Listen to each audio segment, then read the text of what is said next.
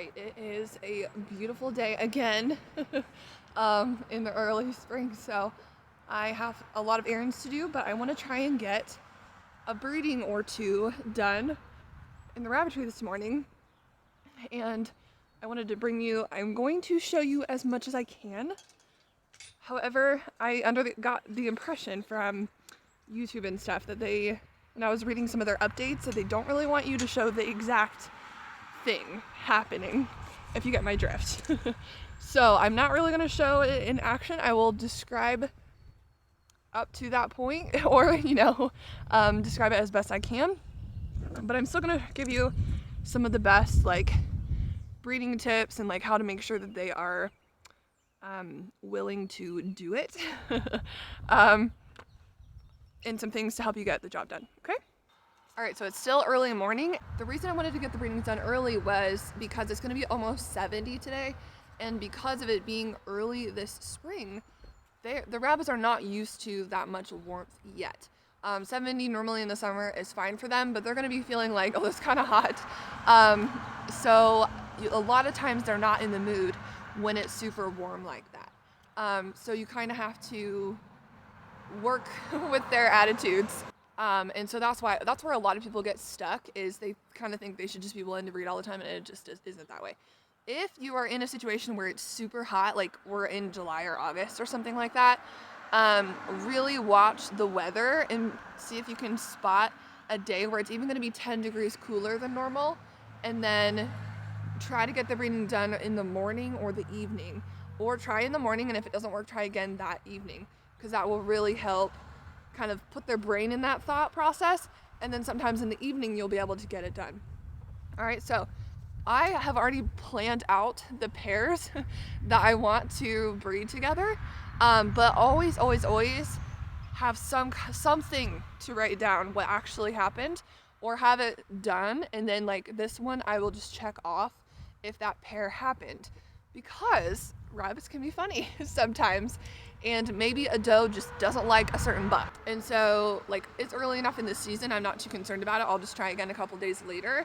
However, if it's I'm trying to not have litters during a super hot season or something, I will sometimes try them with another buck. So you want to be able to mark it down when your plans were changed, right? So you don't, whether you're making pedigrees or not, you don't forget that you actually ended up using a different buck, right?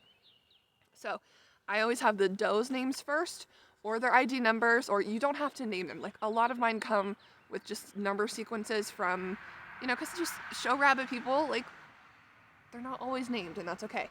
They don't know their names, so that we just talk to them. They're like, hey, pretty boy or pretty girl kind of thing. So don't feel bad about that. But just some kind of identification for you, even if it's just the color, so you know which one it was. All right, so the one thing about large breed or giant breed rabbits is that they have very short energy spans for this, if you get my drift. And so you really have to just work with it quickly, and don't allow for too much piddling around. So humping does not mean mating. Unless you get a grunt and then the buck freezes and falls to the side, don't count it. It's not happening. Especially with this breed, it doesn't work. It's not a successful breeding unless you get that. I like to have it twice, if I can get the energy out of him for that. And once is kind of works, especially when we're getting back into the new year and stuff. Sometimes it depends on the buck. The first action can be either dead sperm, things like that. And the second time always helps. The first one was oh, let's get her in the mood. And then the second one, sometimes she can, it kind of triggers her to release more eggs as well. So that's just a thought process. Again, remember, all of this is speculation between all rabbit raisers, okay? And so take what works for you and make it work. And if it doesn't work out for you, try something different. But the other thing that I would also say is some people will take the doe back to the buck a lot of times in the first day. I don't like that.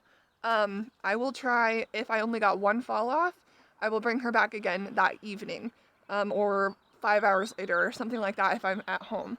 But if I'm more than 12 hours, I don't do it. The reason being is that rabbits have, like, their babies are grown in their uterine horns, and then when they are going to be born, they come down into the uterus and come out. Sometimes you can have like one pregnancy in one uterine horn and then a different age in another, and then when they're born, like half the litter is premature, right?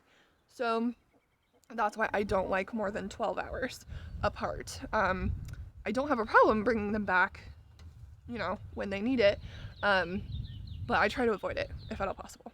I'm trying to stand where I'm not like completely washed out and in the sun. But I'm going to start with the pair that I think will be the most likely to be successful. So there's a broken black doe in there, and he's peeking out, a solid gold tip steel French lap buck over there. Always, always, always take the doe to the buck's cage. The other option you can do is take them both and put them in a neutral territory. I always find that it works better in the cage just because you don't have to worry about the bucks falling off the table or things like that. But if it doesn't work that way, try something different. The key thing would just to be, have a carpet underneath them so they can have grip. Because if they are nervous about slipping or falling or anything like that, they're not going to stay focused on the job. Okay, so I have also taken out, well, one of them is just a spare, but take out all the food, take out the bowls, all of that, so they kind of just stay focused on what they're supposed to do, so there's no distractions, nobody's gonna get hurt, and things like that. So, and then again, never take the buck to her cage. They can be very territorial, and just bad things happen, okay? Alright, so I've already gotten one fall off from him, or her and him. She lifted for him. Okay, I promise you. Oh crap. Watch, she's lifting. But he's never bred before, so he doesn't know what he's doing. You need to back up. Look, she's really, really lifting. Oh, there we go. Okay. Now, I missed it. I couldn't record it. But she was flirting with him ahead of time. She was like humping him. Okay. I know that's not the best, not doing the best job, but it happens really, really fast. Okay. So that was fall off one. I would like him to do it again. Now he's just flirting with her. All right. Not bad. 2 out of the 3 pairs got bred this morning. So that's a good ratio. But the one thing that I wanted to bring up, or whatever, is if she, you can help lift her hips to give him a little bit more access. But if she is just not into it and it's just not working, then that's about all you can do. You can help lift her a little bit, and sometimes she'll get the idea, but sometimes if she's just like flat out not having it, you're just gonna have to wait. There's only so much helping you can do. And also too, I find that the breedings tend to do better if she's in the mood too. Like the litters will be more successful, or at least have a much better chance of being born too. So this doe in particular, she wasn't really kind of as in the mood as I expect, or as the other ones, I should say. So anyways, I'll try again tonight, see how she does, and we'll just keep trying.